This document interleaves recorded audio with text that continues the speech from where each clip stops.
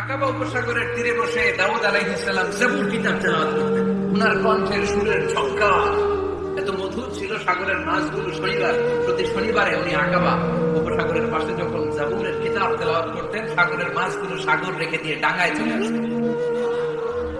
এজন্য আল্লাহ বললেন, খবরদার, শনিবার এলাকাতে মাছ শিকার করা আমি হারাম ঘোষণা করলাম। কিবার? এবার দাউদ আলাইহিস সালামের কওমের লোকেরা কৌশল করা আরম্ভ করে দিল। তারা বলল, আল্লাহ বলছে শনিবারে মাছ ধরা হারাম, খবরদার আমরা মাছ ধরবো না, তবে শনিবার আমরা বেড়া দিয়ে রাখবো। কি দিয়ে রাখবো? জাল দিয়ে বেড়ে দিয়ে রাখবো। শনিবারে ধরবো না, রবিবারে যাই ধরবো। খবরদার, শনিবারে ধরবি না, শনিবারে হারাম। হারাম করছে কে? তো মাছগুলো যখন তেলাওয়াত করতে আসতো, এরা জাল দিয়ে বেড়ে দিয়ে রাখতো চারদিকে, শনিবারে ধরতো না, কারণ হারাম। কারণ কি? বেড়ে দিয়ে রাখতো, রবিবারে যেয়ে ধরতো। আল্লাহ কি এটা বুঝেছে?